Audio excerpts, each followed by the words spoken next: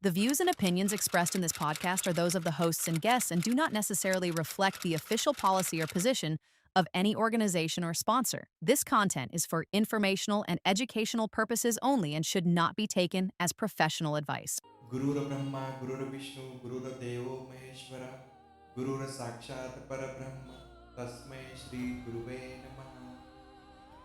दोस्तों, आज का जो प्रॉब्लम है वो टैलेंट का प्रॉब्लम नहीं है। आज टैलेंट की कोई कमी नहीं है, लेकिन प्रॉब्लम है क्लैरिटी की और डायरेक्शन की। दोस्तों, अगर आप व्यक्तिगत, मानसिक, शारीरिक, सामाजिक, आर्थिक या आध्यात्मिक किसी भी लेवल पे अगर अटके हो तो ये एपिसोड सिर्फ आपके लिए होगा। आज इस पॉडकास्ट में हमारे साथ में बहुत ही स्पेशल गेस्ट मौजूद है।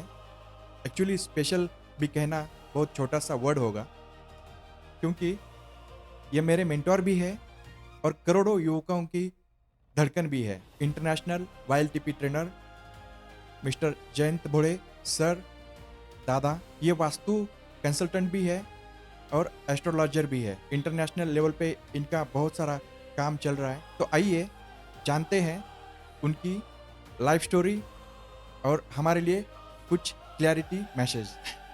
Welcome to social issues channel दादा। Thank you. मैं थैंक यू। आपको सर कहूँ या दादा कहूँ? जो आप चाहो। क्योंकि मुझे बहुत दादा ही पसंद है, तो मैं कहने से पूरे कोई फर्क नहीं पड़ेगा। तो दादा, आपका बहुत बहुत स्वागत है धन्यवाद इस जी। पॉडकास्ट में। धन्यवाद। ये जो सोशल इश्यूज चैनल है हमने स्टार्ट किया है, जो भी मुद्दे हैं समाज में वो सिर्फ मुद्दों पे बात नहीं, बल्कि हम लोग आज डिस्कशन करेंगे और उसका सोल्यूशन भी निकालेंगे। जी। इसके लिए हमने एक नया चैनल स्टार्ट किया है। तो सबसे पहले दादा, जैसे मेरी इच्छा है वैसे बहुत सारे युवाचारों की इच्छा है। जो भी जितने भी युवाचार्य हैं उनको लगता है कि यार दादा को हम प्रोग्राम में देखते हैं, अलग अलग इवेंट्स में देखते हैं, लेकिन पर्सनल लाइफ कैसे होगी उनकी? मतलब हमारे जैसी नटखट होगी या फिर उनकी कुछ लाइफ पहले से ही है, मतलब भगवान ने ऐसा एकदम प्रोडक्ट पहले से ही अच्छा बना के ही भेजा है? ऐसा एक कुतूहल है। तो मैं जानना चाहता हूँ कि आपके थोड़ा सा बचपन, यूथ। देखो, आपने जब कहा कि ये क्या स्पेशल पर्सन आया है या हम जैसे ही थे, तो आमतौर आदमी ऐसे होता है। हर एक के पास भगवान ने जब पैदा किया ना, तो कुछ पर्पस देके, कुछ क्षमताएं देके पैदा किया है। लेकिन क्या होता है ना, कई बार हम हालात के जो इम्प्रेशंस है उनमें इतना अटक जाते हैं कि अपने आप को भूल जाते हैं। अपना जो खुद का स्वभाव है, क्षमता है, वो हम पहचान नहीं पाते, और वो पहचान नहीं पाने की वजह से हम खुद को कम समझते हैं या तो कुछ अपेक्षाओं में अटक जाते हैं, और वो नहीं पूरी हो जाए तो फिर विचलित हो जाते हैं, डिप्रेशन में जाते हैं। कई तरह की चीज़ें होती है। युवा के जीवन में देखो ना, तो छोटी छोटी बात पर बिल्कुल बहक जाते हैं। हाँ, हर एक के जीवन में आता है। जो हमारे जीवन में भी सारी घटनाएं हुई है। कई लोग ऐसे हैं कि उनको 2 मार्क, 2 नंबर अगर एग्जाम में कम आ जाए ना, तो वो सुसाइड कर लेते हैं। कुछ लोग ऐसे होते हैं कि उनको बिजनेस में लॉस आ जाए तो बस एडिक्ट हो जाते हैं, है ना। और कहीं जीवन में कई घटना ऐसी है जिसमें डिप्रेशन में जाना, बहक जाना, या तो फिर अपने स्वभाव के विपरीत कुछ कर बैठना, जो कि अपने लिए, समाज के लिए, अपने परिवार के लिए ठीक नहीं। ऐसे हो जाता है। लेकिन सही जगह पर, सही समय पे अगर हमें कोई मेंटर मिल जाए, इन शॉर्ट जीवन में गुरु का वो आना हमें अगर महसूस होता है और हम उनसे जुड़ते हैं, तो जीवन बन जाता है फिर। हाँ, जहाँ पर भी है वहाँ से फिर जर्नी शुरू हो जाता है। एक ऊंचाइयों को छूने का जर्नी शुरू हो जाता है। हमारा भी जर्नी कुछ ऐसे ही है। बचपन एक आम फैमिली में, एक सर्वसाधारण फैमिली में गया। पिताजी थे, स्कूल में हेडमास्टर थे, लेकिन घर में अपने भाई बहन, चचेरे, ममेरे, मौसरे सब सब ऐसे ही पढ़ने के लिए थे। बहुत भीड़ होती थी, तो ऐसे स्पेशल अटेंशन किसी को नहीं दिया। आज जैसे कैसे होता ना कि हम दो, हमारा एक ही, तो फुल अटेंशन उसको होता है, और उसको भी ऐसे लगता है कि सब मेरा है, ग्रांटेड ले लेता है ना। वैसा कुछ नहीं था, कॉमन था सब जो था। तो बचपन में अगर पिताजी बाजार से आते थे तो कुछ मिठाई लेके आए, तो सब में, जितने भी 10 12 15 लोग हैं, सब में बंटती थी। हाँ, तो ऐसा नहीं कि मेरा ही है, वो वाला भाव था ही नहीं। हम्म, हालात भी बहुत ज़्यादा खास बढ़िया थे, ऐसे नहीं। हाँ, पहले उनकी बचपन में हालात बहुत ही सही थे, बहुत ही बढ़िया। एक जमींदार जैसे हमारे दादाजी का रुतबा था, सब बहुत सारी बहुत बड़ी चीज़ें थी। तब के सक्सेसफुल पॉलिटिशियन थे दादाजी। बहुत ज़मीन, जायदाद वगैरह सब कुछ। हालात के चलते सारे नज़रिए बदलते गए। लेकिन वो जो जेनेटिक्स है वो अंदर आया, और फिर वो जो एक था कि मैं मांगने के लिए नहीं, कुछ देने के लिए, कुछ बांटने के लिए पैदा हुआ हूँ, वो भाव बचपन से ही था। लेकिन हालात ऐसे नहीं थे कि हम कुछ को भौतिक स्तर पर कुछ दे सके, ऐसा कुछ नहीं था। पढ़ाई में ठीक ठाक थे, अच्छे थे, हाँ, आमतौर पे बाकी लोगों से तो अच्छे ही थे, लेकिन हालात ऐसे नहीं थे घर के। आर्थिक स्थिति, खास तौर पर आर्थिक स्थिति, संस्कार बहुत बढ़िया रहे। माता जी भी और पिताजी भी, दोनों ने दिए संस्कार बहुत बढ़िया रहे, बहुत। लेकिन हालात से जूझना और अपने आप में खुद को ढूंढना, और ढूंढने के लिए जो भागा दौड़ होती है ना, उसमें कहीं हो जाता है, कहीं थक जाते हैं, कभी इन्फीरियर फील करते हैं। वो सब मोड़ हमारे जीवन में भी थे। हम कुछ बनना चाहते थे, कुछ करना चाहते थे, लेकिन पिताजी की जिद थी कि भाई जल्द से जल्द पढ़ो और कमाओ, जरूरत है। तो अपनी चाहत का एजुकेशन भी नहीं, जब थोड़ा सा एजुकेशन में अच्छे थे तो फिर वो चाहते कि हम इंजीनियर बने, यूँ बने, त्यों बने, ऐसा। उस वक्त तो बहुत क्रेज था इंजीनियर का। तो उस क्रेज के अनुसार ही उनके चाहने से हम सिविल इंजीनियर बने, लेकिन जॉब में मन नहीं लगा। बचपन में वैसे ही गुजरा जैसे आमतौर पर हमारा जाता है ना, वैसे बचपन गया। बचपन में गांव में रहना, मस्ती करना, जिला पंचायत की स्कूल में, जो प्रतिशत कवेलू का रहता था, एक कवेलू उतर गया तो उससे से सूरज की रोशनी अंदर आती थी। हाँ, बारिश में वहीं से पानी भी टपका था। सर्दी के दिनों में उसके नीचे बैठते थे ऐसे, जैसे गर्मी महसूस हो, और बारिश के दिनों में उसको छोड़कर बैठते थे। बचपन से वो देखा है हालात के साथ कैसे जोड़ ले। हाँ, तो ये चीज़ें फिर स्वभाव बनती गई, अपनी क्षमता बनती गई, बस वही जुड़ा। जैसे धूप में कहाँ बैठना है और बारिश में कहाँ रखना है, वो वाली चीज़ें जीवन में भी आती गई। जीवन बनता गया, संवरता गया, है ना। बच्चों के साथ में बचपन में गांव के सारे गिल्ली डंडा हो, कंचे खेलना हो, है ना, वो हो, या तो और भी सारी चीज़ें वो सब की है। गाय बैल थे, घर पे भैंस थी। गांव में जब जाते थे छुट्टी के दिनों में, तो गाय बैल चराने जाते थे नदी में। नदी में उनके साथ में जाना वहाँ, हाँ, खेतों में जाना। छुट्टियों में गांव जब जाते थे, यानी गांव से हटकर छोटा थोड़ा लग के गांव में, वहाँ पिताजी का जॉब था। गांव में जब तक सब दिवाली की छुट्टी में जाए, तो पड़ोसी के खेत से, ठीक तो बात नहीं, आप किसी को बताना नहीं, हाँ, लेकिन एक बार ठीक नहीं, लेकिन फिर भी बता रहे कि पड़ोसी के खेत से सीताफल, या तो अपना ये पेरू, वो लेके आना, फिर खाना, उसमें बड़ा मज़ा आता था। अपने खेत में रहता था, फिर भी दूसरे खेत का लाना, और फिर उसको पकने के लिए वहाँ पर कहीं पे दबा के रखना, फिर बाद में पकने के बाद में चुपचाप खाना। या तो मैंने कहीं छुपा के रखा है, किसी और को पता है तो वो उठा के भाग जाता था, फिर मैं ढूंढते रहूँ कहाँ पर है। ये सारी चीज़ें अपने जीवन में हुई है। हाँ, बचपन पूरा एंजॉय किया है। और घर में इतने सारे लोग रहते तो बचपन तो पूरा 100% अकेलापन तो कभी महसूस हुआ ही नहीं। वरना अकेलेपन में जो है ना, आदमी दुनियादारी नहीं देखता, दुनियादारी नहीं सीखता, और फिर वो कुछ चीज़ें जिनमें छूट जाती है, जो बड़े होने के बाद में बड़ी खलती है अंदर से, तो वो नहीं रहा, वो बहुत अच्छा रहा। हम्म, और फिर आगे पढ़ाई हुई, जॉब मिलते गए, लेकिन जॉब करने की इच्छा नहीं थी। वो भी हुआ। फिर बाद में अपना छोटा सा कंस्ट्रक्शन बिजनेस में आए, वो करके देखें, उसमें भी कुछ मारा मारी ही थी। घर के हालात बहुत बढ़िया नहीं थे, पैसा नहीं था, जितना हो पाया किया। फिर बाद में शादी हुई, शादी शादी जल्दी ही हुई। शादी बहुत जल्दी, फिर नासिक शिफ्ट हुए, वहाँ पर बिजनेस में आए, अच्छा चला, वहाँ पर भी डूबे। कई सारे चढ़ाव उतार है जीवन में। 2 रूम के एक घर में 8.5 साल तक रहे, पत्नी, छोटा बच्चा, भाई बहन, हम। बहुत स्ट्रगल भी रहा, एंजॉय भी किया। जैसे चढ़ाव उतारे ना, उसके साथ साथ ना हम स्पिरिचुअलिटी के साथ जुड़ते गए, और वो एक आधार बना कि इन हालात में खुद को कैसे संभाले। फिर जीवन का मजा आना तब से शुरू हुआ। तब तक तो रूटीन था, मस्ती थी, हम्म, चढ़ाव उतार थे, सुख दुख थे, तू मैं भी था कुछ। हम्म, सारी चीजें जो आमतौर पर लोग करते हैं ना, सभी हमारे जीवन में थी। अभी भी याद आता है, कभी उस चीज़ों को एंजॉय भी करते हैं, कभी ऐसा लगता है कि अरे हमने क्या कर दिया, लेकिन ठीक है, गया गया, अब चलो आगे। इस ढंग से चलता है।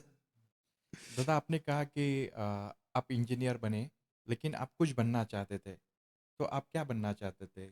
आपका इंटरेस्ट इंजीनियरिंग में नहीं था, तो आप क्या बनना चाहते थे? आपको क्या लगता था कि क्या बनूँ मैं? बचपन से ना घर में देखते थे कि गाय बैल रहते थे ना, तो गैया भैंस वगैरह, उनके बच्चे होते थे, उनको देखते थे। और हमारे नज़र के सामने गाय के भैंस के छोटे छोटे बच्चे नहीं रहे, कुछ बीमारी आई, कुछ प्रॉब्लम हुई, और तब डॉक्टर भी नहीं मिलते थे उनके, वेटरनरी डॉक्टर भी ढंग से जल्दी नहीं मिलते थे। फिर जो उपचार होते थे देसी उपचार वो किए, और फिर उसमें वो नहीं बच पाए।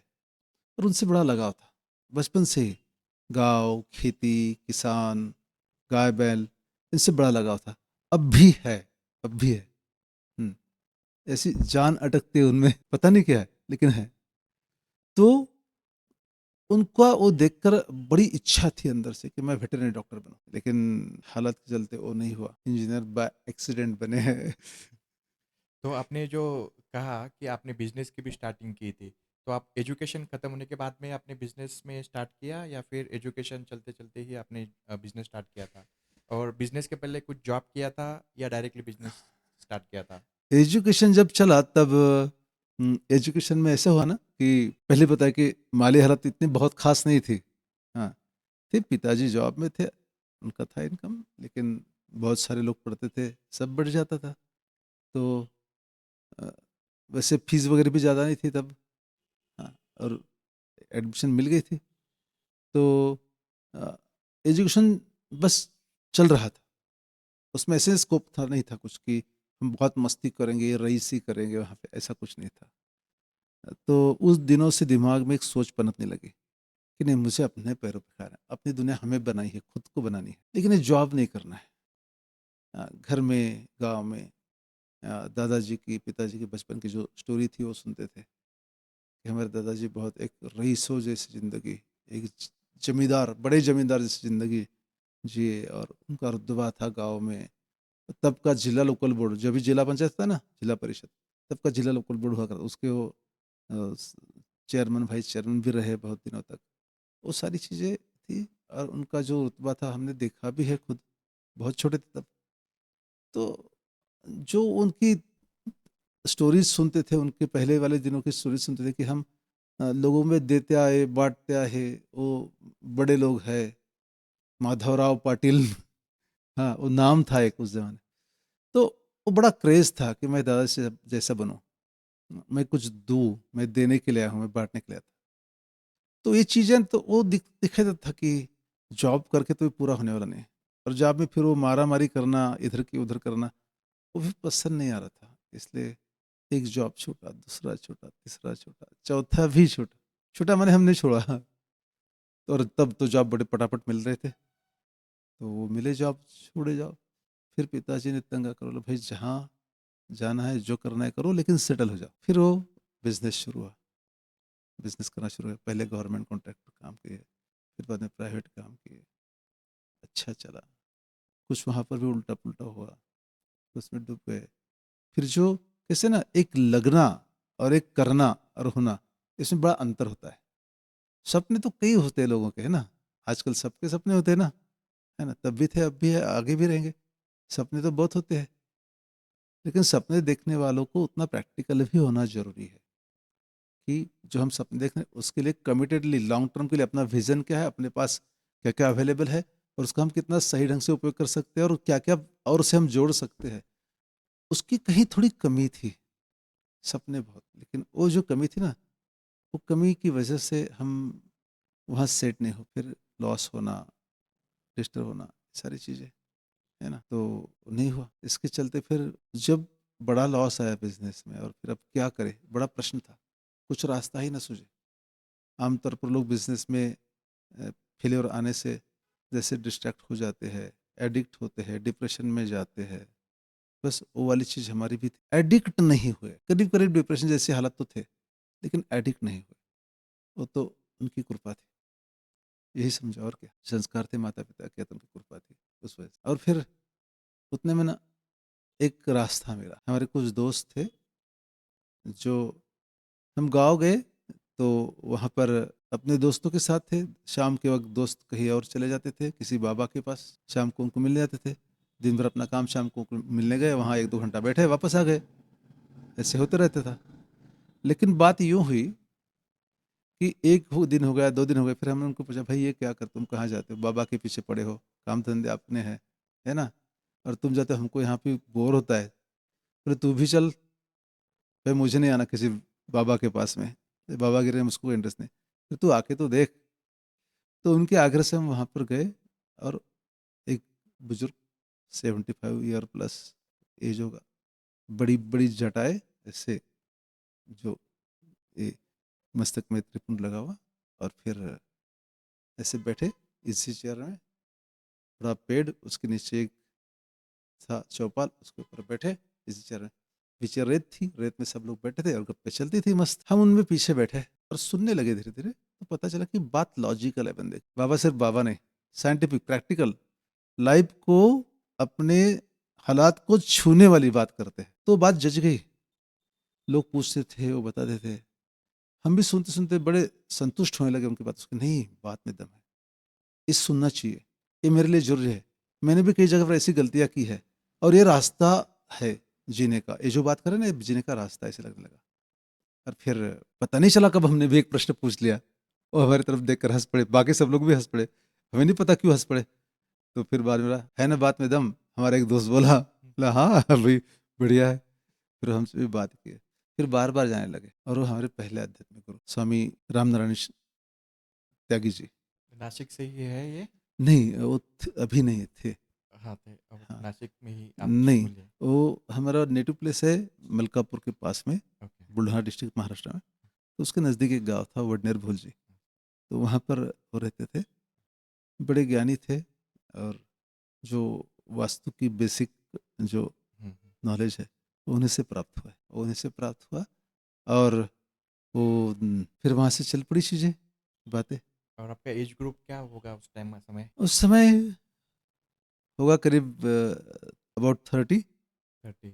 हाँ, मतलब बिजनेस में आपका चढ़ उतार चल रहा था, वो उसी सब टाइम हो आप गया, गुरु उसके से बाद मिले? में डूब गए, उसके बाद में डिस्ट्रैक्ट हुए, डिप्रेशन में गए, और जब हालात बड़े गलत थे, हाँ सही नहीं थे, हाँ, उस वक्त वो मिले। फिर जो हालत है, उस हालात से कैसे निकलना है, कैसे करना है, तो सब उनसे सीख। जब वो गए तो उससे पहले उनकी कुछ किडनीज फेल हो गई, तो बहुत हमारे दोस्त ने सबने जिद की कि आप तो सबको कितना ये देते हो, फिर आपके नशे में ऐसे की, कैसे कैसे। तो वो बोलते कि भाई देखो, भगवान ने भी शरीर त्याग किया, हम कहाँ, अपना काम पूरा हुआ तो जाने का कोई ना कोई तो बहाना होगा, इसमें ज़्यादा अटकना नहीं।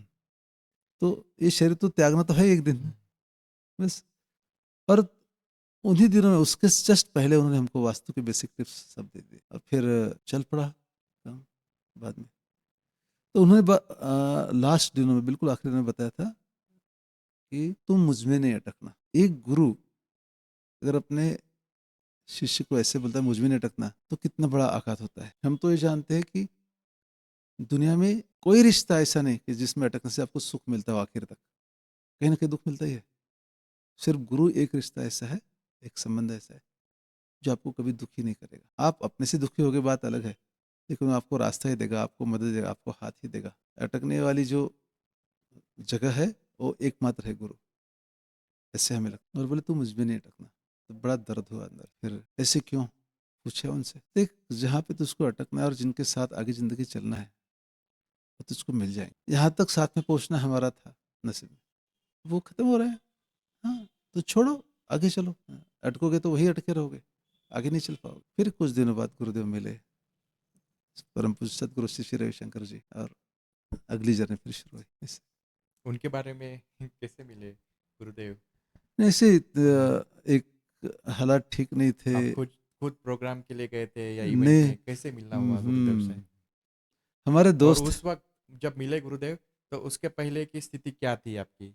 अभी तो आपको ऑलरेडी एक ग्रुप तो मिले ही हैं, तो हाँ, आपका लाइफ रूटीन जो है वो एकदम ट्रैक पे आया है, ट्रैक आया पे था? आया, लेकिन और फिर आप भी ऑलरेडी, शारीरिक दृष्टि और से उस टाइम ना। पे आप क्या कर रहे थे? अभी फिर बिजनेस में आए या फिर क्या कर रहे थे उस नहीं, वक्त? तब हमने ना वास्तु और एस्ट्रोलॉजी की प्रैक्टिस अच्छा, शुरू कर दी वास्तु थे। हाँ, astrology। तो वो तो ऐसे क्यूरियोसिटी के तौर पर उन्होंने दिया, हमने लिया और शुरू कर दिए, है ना। एस्ट्रोलॉजी भी सीखे हम, तो फिर उसका प्रैक्टिस भी शुरू हुआ। Okay। हाँ, और फिर इस प्रैक्टिस के चलते उन्होंने जो साधना दी थी वो साधना भी चल रही थी, लेकिन मेरी शारीरिक, मानसिक, आर्थिक स्थिति बहुत ज़्यादा बेहतर नहीं थे, थोड़ा स्ट्रगल था ही, लेकिन फिर भी वो स्ट्रगल कहने जैसी स्थिति नहीं थी, हालात से जोड़ लेना अभी आ गया था, पा लिए थे उस चीज़ को। तो वो हुआ, और फिर जैसे हालात थोड़े से ठीक नहीं थे तो फिर कभी कभी स्ट्रेस भी बढ़ता था। हाँ, शारीरिक स्थिति में कुछ चढ़ाव उतर आते थे, कई सारी तकलीफें थी शारीरिक स्तर पर भी, और एलर्जिक अस्थमा था, सर्वाइकल स्पॉन्डिलोसिस था, हाइपर एसिडिटी थी, हर रोज उल्टी करके, सर्वाइकल स्पॉन्डिलोसिस था, हाँ, रोमेटिक पेन्स थे, और कुछ पाइल्स के भी तकलीफ थे। 5 रोग, एक को ट्रीट करे दूसरा, दूसरे को ट्रीट करे तीसरा, ऐसे हो जाता था और बहुत हालत खराब हुई। उसकी वजह से फिर चिड़चिड़ापन बढ़ा, पेशेंस स्टेमिना लूज होने लगा, फिर क्लाइंट्स भी घटते गए, सोर्स घटता गया, इनकम सोर्स, और बातें बिगड़ती गई। फिर घर में भी रिलेशन इतने बहुत ज़्यादा बढ़िया नहीं रहे, क्योंकि सब ज्ञान था, गुरु का दिया ज्ञान था, हाँ, लेकिन जब हालत बिगड़ते हैं ना, शरीर जब ज़्यादा डिस्टर्ब होता है तो मन को भी थोड़ा कुछ ट्रैक से हिला देता है, वो वाली चीज़ थी। फिर उन दिनों में एक मित्र थे, है, जो जिन्होंने रास्ता दिखा कि कर लो। पहले तो नहीं माने लेकिन बार बार उनके कहने से फिर एक बार किया प्रोग्राम, सुदर्शन क्रिया की, और ज़िंदगी बदलना शुरू हुआ। और वो जो सुप्त इच्छा थी मन में कि मैं देने के लिए आया हूँ, मैं मांगने के लिए नहीं, कुछ करने के लिए आया, अपने से करूँगा, ज़्यादा से ज़्यादा लोगों को कुछ दूंगा, कुछ बांटूंगा, ये जो भाव था, ये भाव अभी भी सुप्त अवस्था में था। लेकिन जब आर्ट ऑफ लिविंग का पहला प्रोग्राम किया तो उसमें 2 लॉन्ग सुदर्शन क्रिया हुई, फिर टीचर ने सब सिखाया, उससे थोड़ा रिलीफ आया, अच्छा लगा। और लास्ट डे उन्होंने एक वीडियो दिखाया आर्ट ऑफ लिविंग का, लव मूव्स वर्ल्ड टूर, यानी प्रेम से दुनिया कैसे चलती है। तो परम पूज्य सतपुरुष श्री श्री रविशंकर जी के जन्म से लेकर आज तक उनका कार्य जो है उसमें विदित है, और कितना सेवा कार्य हुआ है, कितना कितना ट्रांसफॉर्मेशन विश्व में पूरे आया है, ये उसमें दिखा।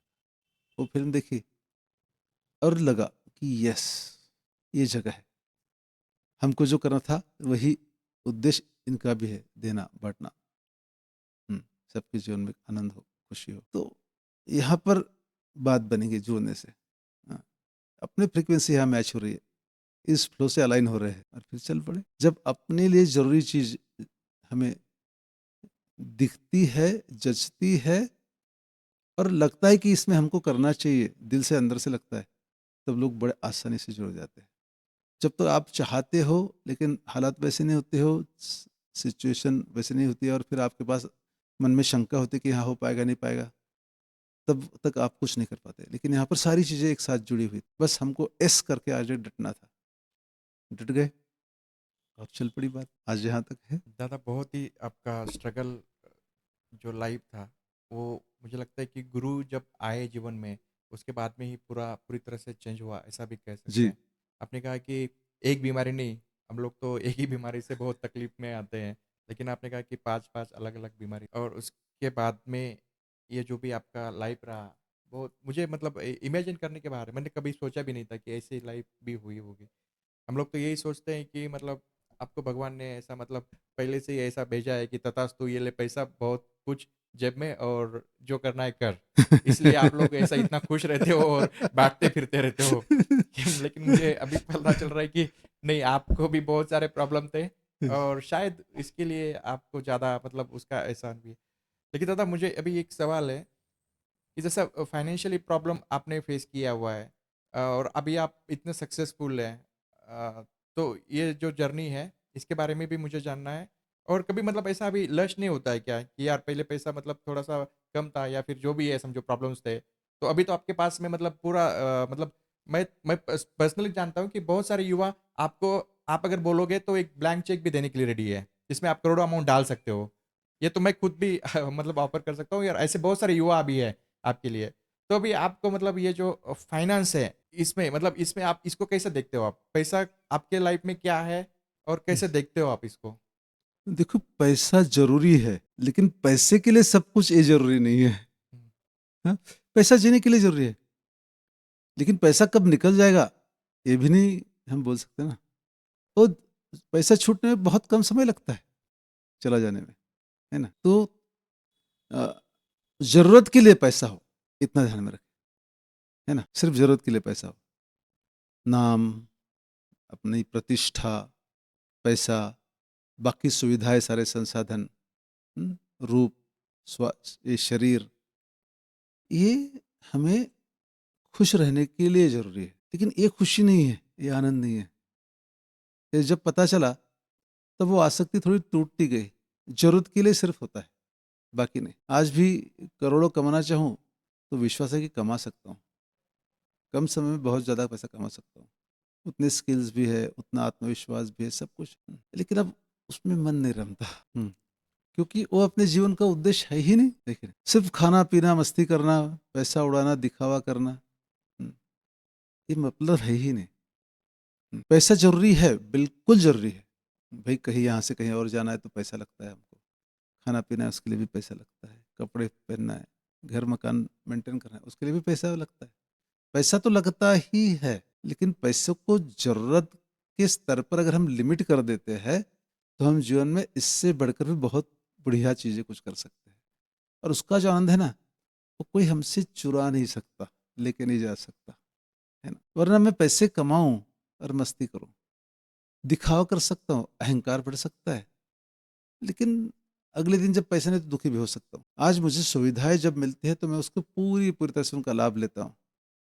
लेकिन कहीं सुविधा नहीं है तो मुझे कोई दिक्कत नहीं, मैं कोई प्रॉब्लम नहीं, मैं फिर भी खुश हूँ। हाँ, ये खुशी मुझे पैसा नहीं दे सकता है, मुझे वो एटीट्यूड ही वो खुशी दे सकता है, जिस एटीट्यूड से मैं पैसों के पीछे नहीं भागते हुए कुछ देने के लिए, जीवन में किसी के अंतर निर्माण हो, एक सब सकारात्मक अंतर निर्माण हो, उसके लिए कुछ करूँ। गुरुदेव ने यही सिखाया है। और उनको देख रहे हैं ना, उनको क्या कमी है? उनके पास इतना ज्ञान है, इतनी क्षमता है कि लोग ढेरों उनके सामने ऐसे राशियां उंडेल देंगे, लेकिन नहीं है। वो इतना घूमते हैं, इतना काम करते हैं, रात दिन लोगों से मिलते हैं। लोगों के जीवन में आनंद है। पैसा कमा सकता हूँ, लेकिन लोग नहीं कमा सकता उससे। ज़्यादा से ज़्यादा लोग जोड़ने हैं, उनके जीवन में भी सकारात्मक परिवर्तन लाना है। हाँ, वो लोग हमें कमाने हैं लोग। तो हमें थोड़ा सा अलग भी सोचना चाहिए। जो मिल गया है उनकी कृपा से और चल रहा है बढ़िया। दादा आप यूथ्स के लिए काम कर रहे हैं, जी। लगभग 26 डेज आप काम करते हैं आर्ट ऑफ लिविंग के लिए, फुल टाइम ट्रेनर, एक सेवा के लिए। आप सिर्फ यूथ्स के लिए ही काम करते हैं स्पेशली। जी। तो आज का युवा और 20-25 साल पहले का युवा, आपको क्या डिफरेंस लगता है? क्योंकि अभी आपने जो कहा, मैं जहाँ तक देखता हूँ कि यूथ्स को, अभी जो आपने बात कही वो टोटली अलग है। मतलब पैसा को एक सेकेंडरी मानना, और आज युवा को लगता है कि नहीं, पैसा है तो ही इज्जत है, ऐसा युवा को लगता है। आपका क्या कहना है इसके ऊपर में? ठीक। हाँ, ये सही है। जो आपके पास पैसा है तो इज्जत है। हाँ। तो आज के बदले हुए पर्सपेक्टिव में एक सामाजिक जो चित्र है उसमें ये प्रथम दर्शन में लगता है कि पैसा है तो सब कुछ। पैसे वाले को लोग सम्मान भी करते हैं, उसकी तरफ से देखिए वाह खुश है, सुखी है ना? इसके पास सब कुछ है। लेकिन उसको पता है कि उसके पास क्या है और क्या नहीं है, पैसे के अलावा भी, ये उसको पता है। हम्म। तो क्या होता है ना, उस जमाने का ये और इस जमाने का, उसमें बड़ा डिफरेंस ये है कि तब ज़्यादातर जगह पर कंबाइन फैमिलीज रहती, चाचा, ताऊ जी, हाँ, 4-5 भाई, या तो दादाजी के भाई वगैरह, उनके सारे बच्चे, उनके नाती पोते, ऐसी बड़ी फैमिली रहती थी। हाँ, अब न्यूक्लियर फैमिली बन गई, हम दो हमारा एक, ज़्यादा से ज़्यादा दो। एक डिफरेंस है। दूसरा है कि कोई मेहनत का काम नहीं करना चाहता है। हाँ, कोई स्ट्रगल नहीं करना चाहता है, इजी मनी चाह। और ऐसे क्यों हुआ? तो पहले जब सब लोग साथ में रहते थे ना, ऐसे 20-25-40-50 लोगों का फैमिली रहती थी, तब किसी वो एक को ही ज़्यादा अटेंशन, हाँ, ये नहीं बात होती, हर एक की तरफ ध्यान देना पड़ता था, फैमिली के सभी मेंबर। फिर वो माँ हो, चाची हो, ताई जी हो, दादी जी हो, बड़ी दादी, छोटी दादी, जो भी हो। हाँ, ऐसे नहीं कि मेरे बेटे का बेटा है इसलिए मैं इसको संभाल, बाकी को नहीं, नहीं नहीं, ऐसे नहीं। कंबाइंड फैमिली सब एक जैसे रहते थे। कम ज़्यादा थोड़ा सा होता था, लेकिन ज़्यादातर लोग सब एक जैसे एक साथ में रहते थे, जुड़ कर रहते थे। तो बँटता था, जो भी आता था ना, हर एक में बँटता था। तो बाँटना जो चीज़ है ना, और हम जो करें, इस पे हमारा अकेले का अधिकार नहीं है। ये सबके लिए है, सबका है और सब में बँटेगा। सब में जाएगा तो ही हम खुश रहेंगे। ये मेरा जो भाई है, मेरी माँ की गोद से जो पैदा हो, वो भी मेरा ही भाई है, और जो चाची का बेटा है, ताई जी का बेटा है, वो भी मेरा ही बेटा है, मेरा ही भाई है ना? तो पिताजी को जब जितना सम्मान करा उतना मैं चाचा जी से भी सम्मान करूँगा। हाँ, दादाजी साथ में है, तो ये सारे एक है ना, एक ऐसी यूनिटी रहती थी।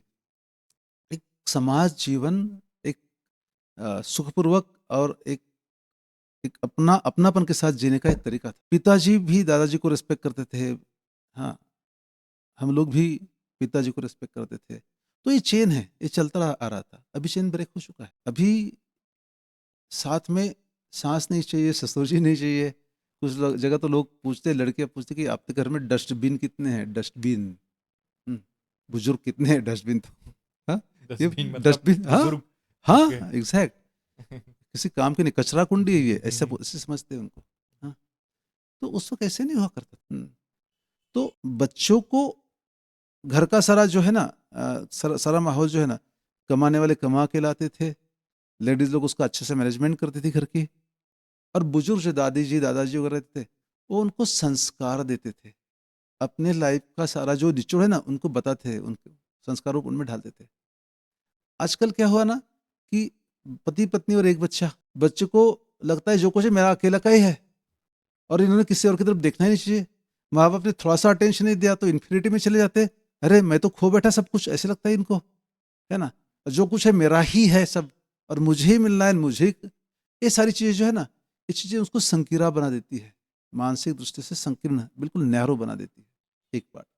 दूसरा पार्ट, माता पिता दोनों कमाते हैं, और बच्चा कहाँ पर है? बेबी सिटिंग में कहीं पे जा रहा है, या तो काम वाली बाई संभालती है। माँ बाप बड़े पढ़े लिखे हैं, बड़ा पैसा कमाते हैं, सुविधा घर में सारी है, संस्कार कौन दे रहा है? काम वाली बाई। और बच्चे ने बचपन से देखा है कि जिंदगी में क्या करना होता है, तो माता पिता रात दिन, सुबह जब वो जागता है उससे पहले एक ऑफिस में गया, दूसरा थोड़ी देर से ऑफिस में जाता है, शाम को घर पे आते हैं, मिलते हैं, खाते हैं, या तो कहीं जाके मस्ती करके आते हैं, सो जाते हैं।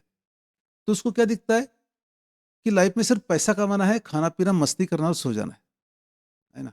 दिखावा करना है, शो ऑफ करना है, ये चीजें उस वक्त नहीं। और संस्कार देने के लिए दादा दादी रहते थे, माता पिता रहते थे, सब साथ में रहते हैं ना। आजकल वो मिसिंग है। तो बहुत बड़ी एक तो संस्कृति का एक धागा जो टूट गया है ना, वो वहां पर है। जैसे कपड़ा बनता है, उसमें एक धागा टूट जाए तो कपड़ा वीक हो जाता है, निकल जाए तो, है ना, वहां से लटकता है कपड़ा। बस वैसे आप संस्कृति लटकी हुई है, ये वाली एक चीज। दूसरा, टेक्नोलॉजी बहुत बड़ी मात्रा में हमारे पास आ चुकी है, एजुकेशन सिस्टम बहुत ज़्यादा आगे चला गया है।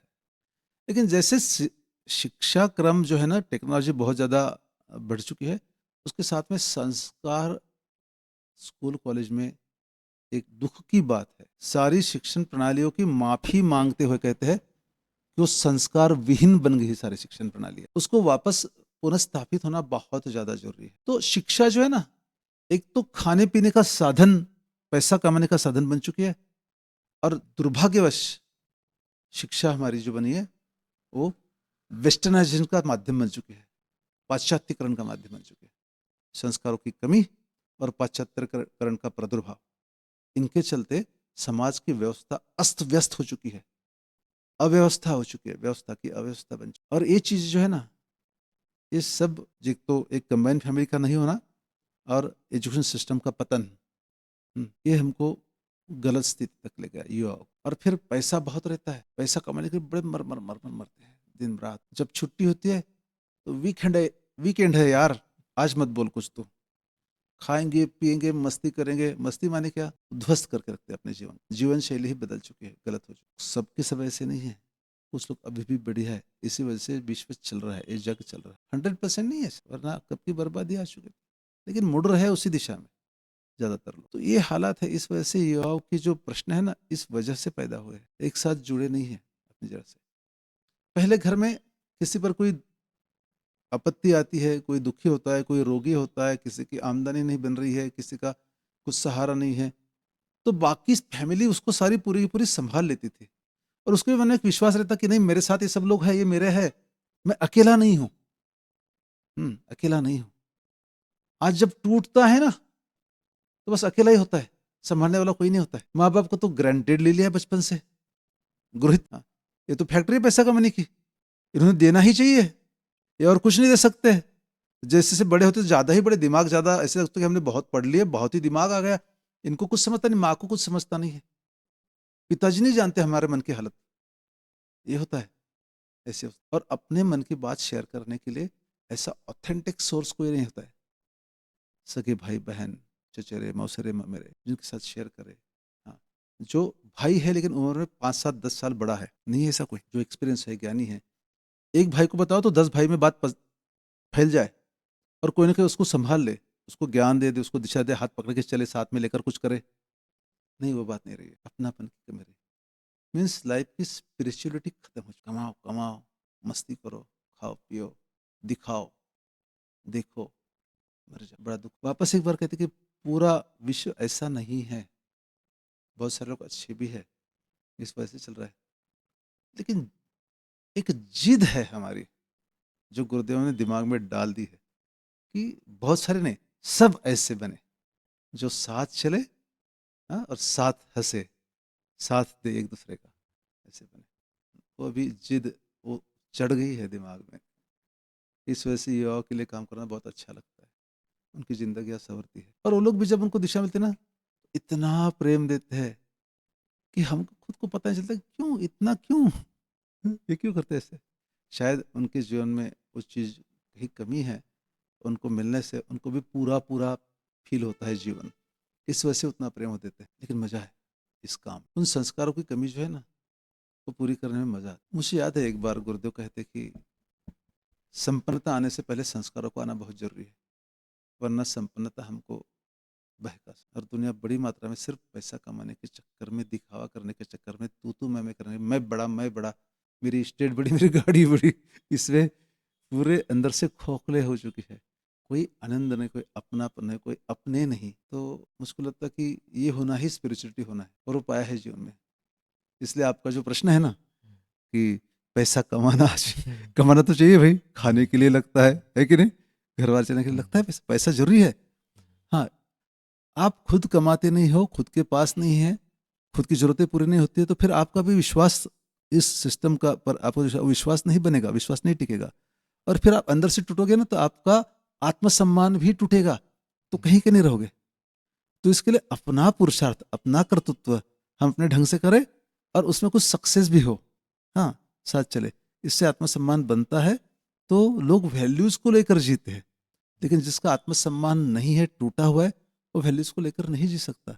कमाना जरूरी है, पैसा कमाओ, रिश्ते कमाओ, अपनापन कमाओ। हम्म, मतलब ये जो यूथ है हमारा, जी। जो मेन प्रॉब्लम है उसकी जो जड़ है, जॉइंट फैमिली हम लोग कह सकते हैं।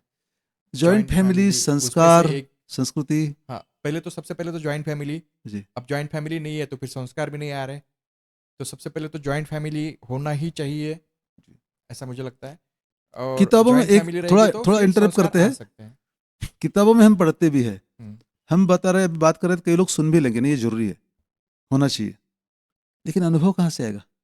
हम्म, जॉइंट फैमिली में रहने से ही अनुभव आएगा। हम्म, और जॉइंट फैमिली से भी बढ़कर ना, पहले जमाने में शिक्षा पद्धति बहुत बढ़िया थी, हम्म, गुरुकुल शिक्षण पद्धति थी। हम्म, गुरुकुल शिक्षा पद्धति, गुरुकुलों में जाते तो यहाँ तो फैमिली है भाई, अपने लोग हैं। वहां तो जब बच्चा जाए तो बचपन में ही जाता था, बहुत बड़ा नहीं होता था, बुजुर्ग बनने के बाद थोड़ी जाते थे, है ना। तो छोटे ही जाते थे, और वहां पता नहीं कहाँ कहाँ से कौन कौन आया है। कोई जमींदार का बेटा हो, कोई राजा का बेटा हो, किसी सैनिक का बेटा हो, कोई व्यापारी का बेटा हो, है ना, कोई गरीब का बेटा हो, लेकिन सभी एक साथ रह के गुरुकुल में रहते थे। हाँ, एक एक कुटिया में 2 4 5 लोग, कुटिया को संभालना, अपने अपने कपड़े धोना, हाँ, जंगल से जाकर सूखी लकड़ी इकट्ठा करना, खाना पकाना, हर रोज सुबह गांव में जाकर 10 घरों में बहुत भिक्षाम में देही भिक्षा मांग कर लाना, ताकि जो खाना खा रहे इन लोगों का खा रहे हम, तो जो हम यहाँ पे ज्ञान कमाएंगे, जो पुरुषार्थ करेंगे भविष्य में, इस पर हमारा अकेले का नहीं, इन सबका अधिकार है। इस भाव का अंदर में दृढ़ होना, बसना, इस संस्कारगत अंदर में स्थापित होना, ये बहुत बढ़िया सिस्टम आज दुर्भाग्यवश वो नहीं है। आज डिग्रियां कमा ली हमने, वैल्यूज, मूल्य जो है ना, वो फिर इन सारी होड़ में जो हम लग चुके ना, उसमें कहीं घट चुके हैं थोड़ी बात, उनका पुनः होना बहुत जरूरी है। और परम पूज्य सदगुरु श्री श्री रविशंकर जी जो है, इनकी कृपा से हमें वो माध्यम बनने का मौका मिला है कि युवाओं को ट्रेनिंग देते हैं, उनके साथ जुड़े रहते हैं। तो 7 दिन सब लोग, पहले तो 10-10 दिन था, 8 दिन था, बाद में अभी 7 दिन हुआ। सब लोग साथ में रहते हैं, लड़के होते हैं, युवा लड़कियां भी होती है, सारे स्वयंसेवक भी होते हैं, सारे आयोजक भी होते हैं, प्रशिक्षक भी होते हैं, साथ में रहते हैं 7 दिन। माता पिता भाई बहन वगैरह जो क्लोज फैमिली है ना हमारी, उससे हटकर वहाँ रहते हैं। तो सहज जीवन का मतलब जो है वो वहाँ पे पता चलता है। जो है वो है, खाना ऐसा है, ऐसे खाना ही है, भरपेट खाना है ना। इन लोगों के साथ रहना है। फिर आप रात में एक साथ में सारे सो, डॉर्मेटरी में सो रहे हैं, कोई खर्राटे भर रहा है, भाई सह लो उसको, फिर भी आपको सोना है, वरना सुबह जागना है, समय पर ही जागना है। मैं सुबह 9 बजे जागूंगा, फिर बेड टी मिलेगा। नो नो, बिल्कुल नहीं। तो ये चीज जो है ना, ये चीज हम एक हमारे जीवन में ना एक डिसिप्लिन भी लाती है, और सहजीवन की जो मूल्य है ना, उनको भी हमारे अंदर स्थापित करती है। फिर ज्ञान ही ज्ञान रहता है, सिर्फ रटी पीटी ज्ञान वाली बात ही नहीं। तो पहले ज्ञान धारण करने की उनकी क्षमताएं बनती है। सुदर्शन क्रिया है, योगा है, ध्यान है, इनसे मन का खाली होना, धुलना, वो भी प्रक्रिया साइमल्टेनियसली चलती रहती है। मन जैसे जैसे धुलता जाता है, वैसे ज्ञान प्राप्त करने की क्षमता उनकी बढ़ती जाती है। वहाँ पर ज्ञान भी ऐसे बिल्कुल लेक्चर के तौर पर ऐसे जड़ स्वरूप में नहीं दी जाती है। तो वहाँ पर ऐसे क्रिएटिव वे से, हाँ, कुछ इंटरेक्शन है, कुछ गेम्स है, कुछ पजल्स है, कुछ ब्रेनस्टॉर्मिंग है, क्वेश्चन आंसर है, इस ढंग से कि जो अपने जीवन से लोग रिलेट कर पाए, उसको धारण कर सके, उसमें जी सके, और प्रैक्टिकली वहां जीना भी है, रहना भी है। तो एक गुरुकुल पद्धति ही हो गई है 7 दिन की। तो बड़ा बड़ा ट्रांसफॉर्मेशन लाती है। हमने देखा है कई लोग जो 2-2 3 दिन बाद सुसाइड अटेम्प्ट कर चुके हैं, वो लोग आज बढ़िया से जी रहे हैं, मस्त एक फोकस होकर कमिटमेंट के साथ जी रहे हैं, बढ़िया। हाँ, कुछ लोग हैं जो अ, जो पब्लिक सर्विस कमीशन के एग्जाम्स है, उसमें 2 3 4 5 6 साल तक अटक गए, क्लियर ही नहीं हो रहे। क्लियर हो गए, कॉन्सेंट्रेशन फोकस बन गया, इंटरव्यू फेसिंग स्किल्स उनके नहीं होते थे, तो कम्युनिकेशन स्किल बढ़ गया, तो वहां पर भी अच्छे से फेस कर लिया, क्लियर हो गए, बन गए अफसर। कई सारे लोग हैं, सिर्फ वो अफसर ही नहीं बने लोग, कई लोग हैं अच्छे किसान बने हैं, ऑर्गेनिक फार्मिंग कर रहे हैं, अच्छे पॉलिटिशियन बने लोकल लेवल के। हाँ, कुछ लोग सोशल रिफॉर्मर बने हैं, कुछ लोग अच्छे उद्योजक बने हैं, कुछ व्यापारी बने हैं। हाँ, और कुछ लोग ऐसे भी है कि अपने जीवन में रिलेशंस में बड़े त्रस्त थे, उनके रिलेशन आज सुस्थिति में, एंजॉय कर रहे हैं लाइफ, फैमिली लेवल पर भी। बहुत सारे लोग युवाओं की जिंदगियों को बदलते हुए देखते हैं ना, तो जो आनंद आता है अंदर से, क्या बताया आपको। ये नशा है हमारा, ये पैसा है हमारा, है ना, इससे बड़ा और क्या कमाना है। तो मैंने जो स्टार्टिंग में बताया था कि व्यक्तिगत, मानसिक, शारीरिक, सामाजिक, आर्थिक और आध्यात्मिक, अगर कोई भी स्टेज पे अगर कोई अटका हुआ है, तो वाईएलटीपी जो प्रोग्राम है, जी, ये मुझे लगता है कि उसका बेस्ट सॉल्यूशन है। इस- तो इसीलिए शायद 18 साल पहले मैंने जब वाईएलटीपी किया था, तब से लेके आज तक दिल में बैठा हुआ एक ही प्रोग्राम है। वैसे तो गुरुदेव के सब प्रोग्राम्स बहुत पसंद करता हूँ मैं, लेकिन वाईएलटीपी जो है वो दिल से, मतलब अभी तक दिल में ही है। और वाईएलटीपी यूथ यूथ यूथ यूथ का जो कीड़ा है लगता है कि वो उसी प्रोग्राम से आया है। और शायद इसीलिए हम लोग आगे चल के जो यूथ टेम्पल जो बना रहे हैं हम लोग, ये इसी का नतीजा है, उसी प्रोग्राम का नतीजा है। और दादा, आप अभी जो बोल रहे थे कि जॉइंट फैमिली, मतलब सच में, मतलब मैं थोड़ा सा ऐसा डीप में गया था कि अभी करें क्या, सोल्यूशन क्या है इसका, क्योंकि आजकल तो सब फैमिली जो सेटलमेंट के पीछे लगे हैं, मतलब मुझे सेटल होना है, सेटल होना है, मतलब मैं दो और मेरा एक। पहले दो तो भी बोलते थे, आपने तो अभी बताया कि एक ही। एक एक पर रहेगा। तो ऐसा अभी हुआ है। अभी ट्रेंड तो और भी आगे चला गया है, हाँ लोग हाँ इतने सारे लोग हैं, हाँ इतनी मारामारी हो रही है। अच्छे बच्चे हाँ जो हाँ। लड़के लड़कियां अच्छे खासे कमा रहे, जॉब कर रहे, हम्म। बिजनेस कर रहे, बोलते अभी बच्चे नहीं करने हमको। वो तो बच्चे भी नहीं नहीं, चाहते हैं। बच्चे करने ही नहीं हमको, हम्म। क्योंकि बोले क्या करे ऐसे हालत में, इतने हम्म। अनसर्टन सारी चीजें हैं। राइट। हाँ, यहाँ तक पहुंच गई बात तो भी। मैं वही सोच रहा था, तो इसका सोल्यूशन क्या है, ऐसा मुझे लग रहा था, लेकिन फिर अपने एकदम वाइल्ड की याद दिलाई। वो सच में, मतलब वो जो फैमिली है, वो एक सब कुछ है, वहाँ पे हम लोग साथ में रह सकते हैं, और उसी से फिर करियर आगे बनेगा। तो फिर ये बहुत ही गुरुदेव ने जो दिया हुआ है, वो शब्दों में तो बयान नहीं कर सकते, ये तो उनकी मैं कृपा पर्सनली। इतनी गहरी है ना, कि उन्होंने बहुत कम समय में, बहुत कम एफर्ट्स में हमको बहुत ज्यादा कुछ दे दिया है। हाँ, हम जिस पर सोच भी नहीं सकते कभी कभी, जब गहराई में जाके सोचे तो पता चलेगा कि हमारी कंबाइंड फैमिली टूट गई, नहीं रही।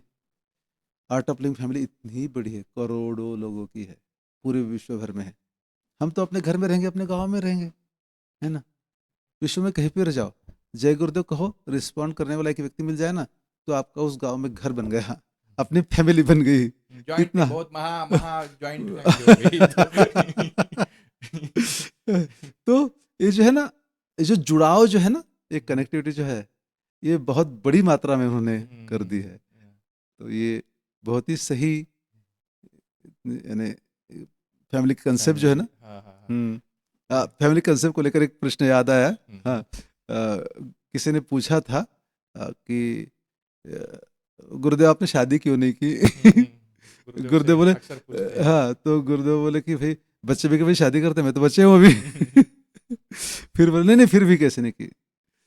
तब एक सीनियर थे अपने, उन्होंने जब उस बात पर बात चली तो बताया कि देखो, कुछ लोग होते हैं ना, वो 2 4 5 लोगों की फैमिली चला, गुरुदेव की फैमिली पूरा विश्व है, वसुधैव कुटुंबकम। हाँ, वो बड़ी फैमिली के बारे में सोचते हैं, बड़ी फैमिली के लिए करते हैं। हाँ, और क्या शादी करें? शादी किस लिए करें? जॉइंट नहीं, महा जॉइंट। हाँ, आपको वो फैमिली चलानी तो शादी करो, आपको वो फैमिली चलानी है तो समाज के लिए काम करो। हाँ, शादी करके भी कर सकते हो, कोई दिक्कत नहीं। हाँ, लेकिन फैमिली की बात जहाँ तक है, आप छोटी फैमिली के लिए सोचते हो तो फिर आपका मन छोटा रहेगा, आपकी सब चीज़ें छोटी छोटी होती जाएगी, फिर वो टूटना वहाँ पर बड़ी मात्रा में संभव है। लेकिन बड़ी फैमिली जब है तब वो नहीं होगा, आप मस्त करोगे, एंजॉय करोगे। दादा, आपका पर्सनल गोल क्या है लाइफ का? बस यही चल रहा है, लाइफ का यही गोल, चल रहा है और क्या। और आप गोल सेटिंग वगैरह में विश्वास करते हैं? हाँ, गोल सेटिंग माने क्या? हम लोग यूजुअली आजकल क्या होता है ना कि हम क्या करने से पैसा कमाएंगे, क्या करने से सुविधाएं आएगी, हाँ, क्या करने से पद और प्रतिष्ठा प्राप्त होगी, क्या करने से दिखावा होगा, बड़प्पन दिखेगा। हाँ, इन चीजों को लेकर लोग गोल सेट करते हैं अक्सर, सभी नहीं, अक्सर लोग यही करते हैं। तो ऐसा गोल अगर सेट करना है तो मुझको लगता है कि कोई जरूरत नहीं हमें गोल सेटिंग करने की, यही सिखाया जा रहा है। अभी कोई आपने जरूरत नहीं जो हमें। बात किया तो शिक्षण प्रणाली की बात की थी आपने। जी। शिक्षण प्रणाली की वजह से बहुत तकलीफ है, ये मैं ओपनली बोलता भी हूँ, और आपने भी अभी वही बताया। साथ ही साथ और एक दूसरा पैटर्न आ रहा है, जैसे लाइफ कोच या बिजनेस कोच के नाम से बहुत सारे लोग अभी है। उनका काम अच्छा है, बहुत सारे मतलब कॉन्फिडेंस लेवल पे वगैरह बढ़ाते हैं, लेकिन वो बोलते हैं कि पैसा ही सब कुछ है। तो इसके ऊपर आपकी क्या राय है? तो कहीं ना कहीं ये भी थोड़ा सा मतलब, ये जो पहले से यूथ देखो, बोल रहा है कि मुझे ये चाहिए, और ये लोग भी पुश डाल रहे हैं कि इसके बिना कुछ है ही नहीं। पैसा तो कमाना गलत नहीं आप है, कैसे देखते हो इसको? पैसा कमाना गलत नहीं है, पैसा कमाओ, बहुत कमाओ, बहुत कमाओ, लेकिन वो दबा के रखना गलत पर्पस है। ड्रिवन अगर हो। हाँ, उसको इन्वेस्ट करो जहां पर अपने पैसे से और 100 को, हजारों को, लाखों को काम मिले और सब मिलकर सबका उत्थान हो, तो आपका पैसा सही जगह पे लगा। और उसके लिए मैनेजमेंट स्किल सीखना होगा, एडमिनिस्ट्रेशन सीखना होगा, आपको मेहनत करनी होगी, आपको लगे रहना होगा, सबको लेकर चलना होगा, ये सारी चीजें। हाँ, लेकिन सिर्फ मेरे लिए कमाऊंगा और मैं इतने करोड़ों का मालिक हूं, दबाए रखा हूं, भाई वो मनी काला हो गया, ब्लैक मनी यही होता है, हमारे समझ से तो ब्लैक मनी यही होता है। हाँ, आपने टैक्स दिए बगैर जो कमाया उतना सिर्फ ब्लैक मनी नहीं है, जितना आपने दबा के रखा है ना घर में, गोल्ड लिया, नोटें जमा करके रखी, हाँ, डिमोनेटाइजेशन जब हुआ ना, तब यही लोग चिल्ला रहे थे काला धन था। है कि नहीं? जो पैसा आज मेरे और मेरे अपनों के और सबके हित के लिए आज काम में आए, वही सिर्फ वाइट मनी, सिर्फ वही वाइट मनी, और कुछ नहीं। क्योंकि आपने जो भी कमाया है, पैसा है, प्रतिष्ठा है, ज्ञान है, स्वास्थ्य है, शारीरिक स्वास्थ्य है, मानसिक स्वास्थ्य है, ये सारी चीजें अगर अपने लिए, अपनों के लिए, सबके लिए अगर उपयोगी नहीं है तो इसका क्या मतलब, क्या है लेने का? क्यों इकट्ठा करें इन चीजों को बोझ बनाने के लिए, दिखावा दिखाने के लिए?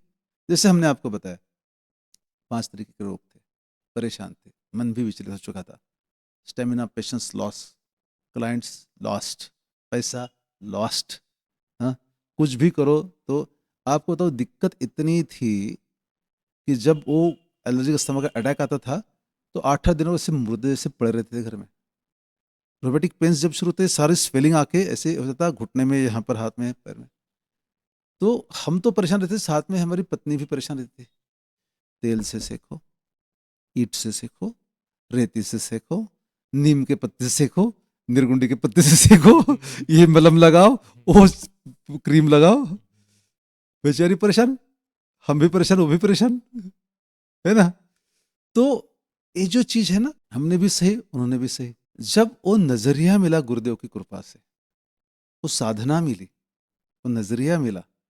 हाँ, बाबा जी थे हमारे पहले गुरु जी, उन्होंने उस ट्रैक पर लाया, इसलिए गुरुदेव तक पहुंच पाए, वरना स्पिरिचुअलिटी से तो कोसों दूर थे, है ना।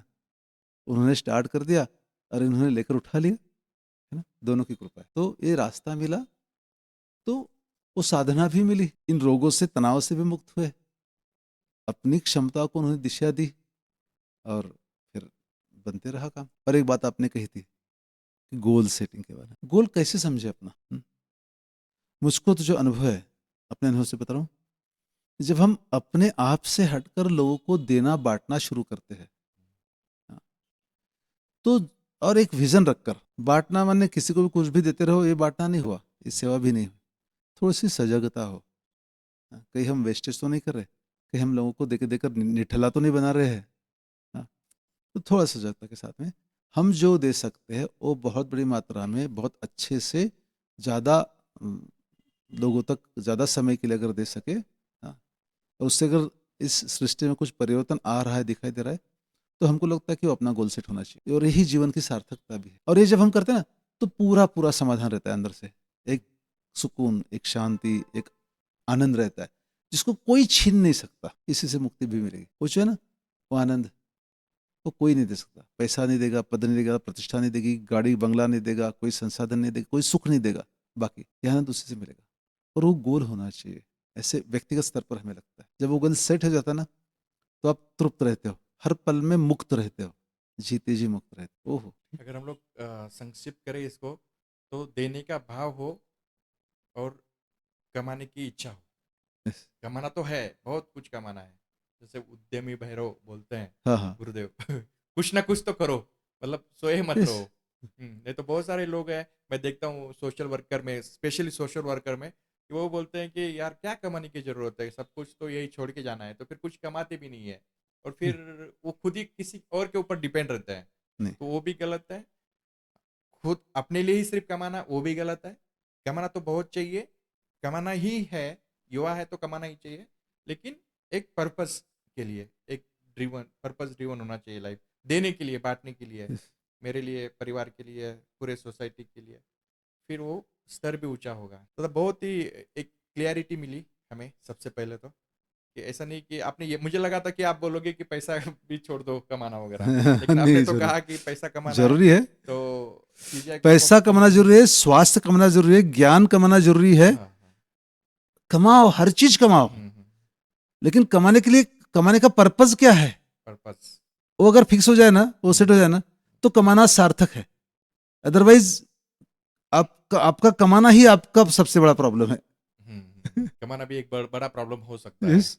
तो ये तो हमारा जो डिस्कशन है, मुझे लगता है एक एपिसोड में तो पूरा कंप्लीट नहीं होगा। हाँ, फिर भी अगर कुछ युवा अगर चाहे, तो हम लोग फिर से एपिसोड, नए एपिसोड में बुलाएंगे। लेकिन अगर आप चाहोगे तो ही दादा नेक्स्ट एपिसोड के लिए आ सकते हैं, हम लोग फिर से डिस्कस कर सकते हैं, लेकिन उसके लिए आपको कमेंट करना होगा, next episode, next episode, next episode. तो दादा एक लास्ट जो आप युवा के लिए मैसेज देना चाहोगे, तो क्या देना चाहोगे, यूथ्स के लिए या फिर पूरे सोसाइटी के लिए?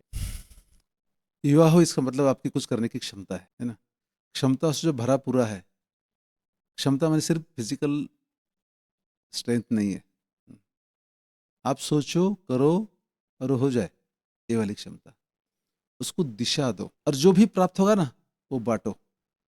ये नेचर जो है ना, इसमें आप जितना डालोगे उतना वापस मिलेगा। जिस इंटेंशन के साथ डालोगे, उस इंटेंशन के साथ वापस मिलेगा, है ना। वापस डालो और बढ़ते जाएगा और बढ़ते जाएगा, इसकी कोई कमी नहीं है। यहाँ पर जितना डालो उससे बहुत ज़्यादा मिलेगा। हाँ, तो बस युवा हो तो आखिरी जीवन के आखिरी पल तक, चाहे आपकी उम्र 40 साल हो, 50 साल हो, 80 साल हो, 100 साल हो, आखिरी पल तक बस युवा ही रहोगे। फिर बूढ़ा नहीं बनोगे, वरना लोग बूढ़े बन जाते हैं, हाँ, वृद्ध नहीं होते, बूढ़े बनते हैं। क्यों? करना छोड़ दिया, बांटना छोड़ दिया, देना छोड़ दिया, तो बूढ़े बन गए, है ना। और आप अगर बांटते हो, देते हो हरदम, तो ध्यान में रखना आप ऊर्जामय रहोगे, आप आनंद से जुड़े रहोगे। आपके साथ जुड़ने से, आपके साथ रहने से, आपसे बात करने से लोग चार्ज हो जाएंगे। तो आप बूढ़े कैसे कहलाओगे फिर, है ना? आप तो यही रहोगे आखिरी सांस तक। बस इतना ही करो, काफी होगा। पर्सनल लाइफ के बारे में वास्तु आपके जो है, तथा आप ये जो अभी आप ट्रेनर हैं, जैसे 26 डेज के लिए आप कार्य करते हैं, सेवा करते हैं, और फिर आप फैमिली वगैरह का कैसे मेंटेन करते हैं, मतलब क्या हाँ, किस तरह से? इनमें दो चीजें बताएंगे। आपको अगर खुश रहना है तो अपनी जरूरतें कम करो, यानी जो जरूरी है वो होना, वो है ही, लेकिन जरूरत के नाम पर, हाँ, नीड्स के नाम पर हमारे एक्सपेक्टेशन हम बढ़ा लेते हैं और एक्सपेक्टेशन के लिए कुछ नहीं करते। तो हमारे अपनी नीड्स जो है ना, जरूरतें ना, वो घटानी है। जितनी जरूरतें कम रहेगी उतना आसानी से जी सकते हो। एक बात, इसका मतलब निष्क्रिय मत बनो, करो, जरूरतें कम हुई, और फिर जो अपने पास जरूरतों के अलावा जो बचेगा ना, वो अपने एक्सपेक्टेशन जो है, अपेक्षा है, उनकी पूरी करने के लिए आप यूज करो। बस उस ढंग से चलते हैं।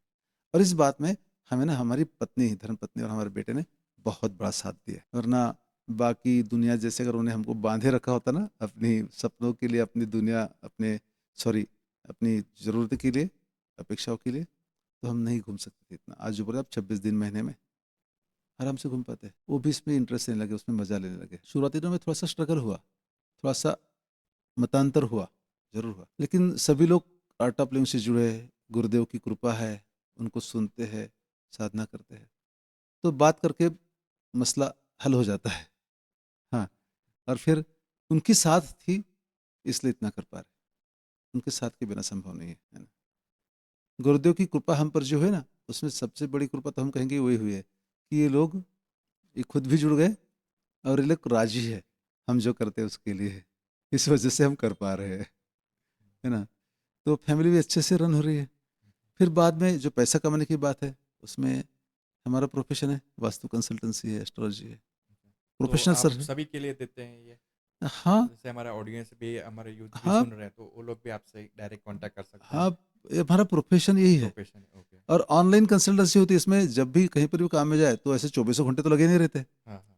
तो जो अपना क्लास चलती है, जब लोगों से बात करते हैं, मीटिंग्स रहते हैं, कुछ सेशंस रहते हैं, या तो किसी के प्रॉब्लम सॉल्व करते हैं, उसके बाद में जो समय बचता है, उस समय में हम ऑनलाइन कंसल्टेंसी कर ले सकते हैं। और जब समय है, पूरा एक दिन खा लिया, 2 दिन खा लिया, तब फिजिकली भी हम लोगों से मिल सकते हैं, या तो अपना काम कर सकते हैं। और इन्हीं चीज़ों को देखकर बेटा भी इंस्पायर हुए है, और वो भी अभी इसी क्षेत्र में हमसे 4 कदम आगे निकल चुके हैं। अरे वाह! तो अ, ज़रूरतें पूरी होना और भविष्य के लिए छोटी-मोटी पूँजी जो है, जो इमरजेंसी में लगती है, उतना तो है। और हम खुश हैं, हम मस्त हैं उसमें। हमें बहुत ज़्यादा ऐसे इकट्ठा करके सर पे ढोना नहीं है। हाँ, वरना उसी का टेंशन लगा रहता है ना? बड़े-बड़े दिग्गज लोग हैं, जो पैसा कमाने और पैसा इकट्ठा करने, सँभालने के चक्कर में अपने आप को खो दिए। गुरु की कृपा रहे हम पर कि ये चीज़ें हमको करनी ना पड़े। ऐसे। हाँ, बड़ा काम करना है तो बड़ा पैसा भी लगेगा, लेकिन साथ-साथ एक बात ये भी समझ में आ गई कि आपको बड़ा काम करना है, बड़ा पैसा लगेगा, समय भी लगेगा, लोग भी लगेंगे। तो अपना इंटेंशन प्योर रखो, और जाओ लोगों में शेयर करो, लोग जुड़ते हैं, पैसा भी आता है, काम भी होता है, सब चीज़ें हो जाती हैं। हाँ, भई हम जैसे निकल पड़े ना, वैसे बाकी लोगों के दिमाग में भी ये चलता है कि हमें भी कुछ करना है। लेकिन हर व्यक्ति हर चीज़ नहीं कर सकता है। कोई पैसा दे सकता है, कोई श्रम दे सकता है, कोई साधन दे सकता है। हाँ, कोई अपना पद प्रतिष्ठा का उपयोग कर सकता है। आप जहाँ पर हो, वहाँ पर आप सही हो। वो छोड़कर, घर छोड़ के निकल जाओ, यही सिर्फ सेवा नहीं है। आप जहाँ पर हो और आपके पास जो क्षमताएँ हैं या तो जो संसाधन है, उनका उपयोग करो सेवा में, तो भी आप सेवा कर लिए। देने का भाव, कमाना तो है हर एक को, लेकिन साथ में जो कमाया वो बाँटना भी है, देना भी। तो हर चीज़ की ज़रूरत है। हम कोई काम करने चले जाए, तो आपको फिजिकल श्रम की भी ज़रूरत है, पैसे की ज़रूरत है, समय की ज़रूरत है, गाइडेंस की ज़रूरत है, सभी चीज़ ज़रूरी है। तो हर एक व्यक्ति अपने अपने फील्ड में जो कर रहा है, उसका छोटा हिस्सा इसमें अगर जोड़ दे, तो काम बड़े बड़े भी हो जाएगा, अच्छे भी काम हो जाएंगे। हो जाता है, लोग तैयार है देने के लिए। आप उस निर्मल भाव के साथ एक श्रेष्ठतम उद्देश्य रखकर डट जाओ, देते हैं लोग, काम होता है। इसलिए मैंने ही कमाना चाहिए, नॉट नेसेसरी। उस कमाने के चक्कर में आप कई सारी चीज़ें गंवा दोगे, जो व्यक्ति जो कर रहा है और ढंग से कर रहा है और उसमें उसमें रुचि है, वो उसको करने दो।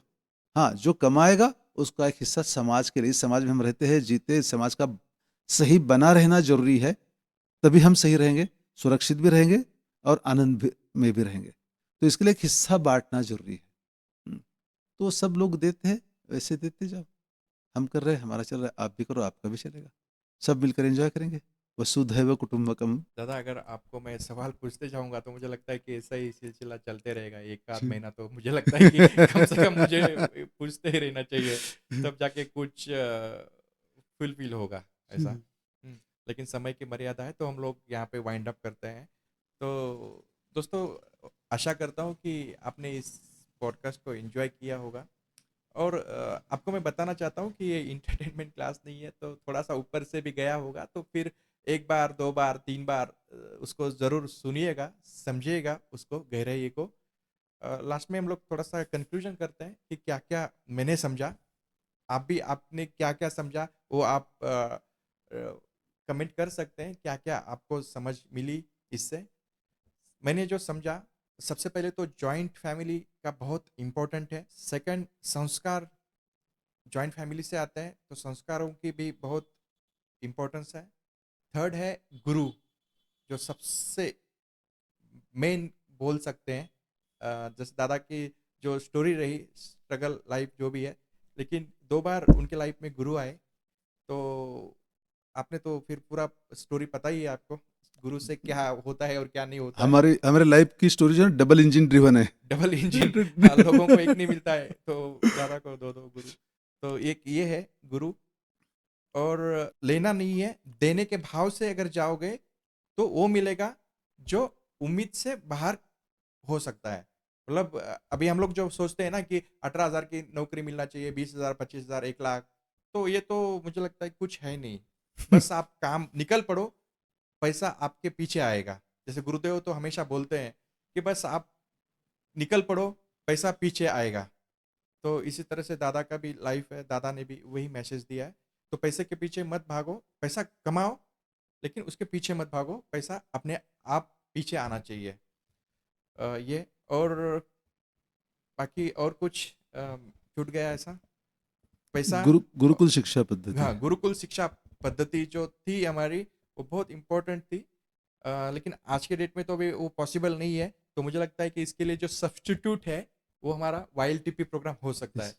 तो मैं सभी को इनवाइट करना चाहता हूँ कि दादा का 2-3 महीने में प्रोग्राम्स होते रहते हैं, कंटिन्यूसली अलग अलग जगह पे होते हैं, तो आप देखिए आपके नज़दीक के एरिया में भी YLTP प्रोग्राम्स होते हैं, आप वहाँ पे भी कर सकते हैं।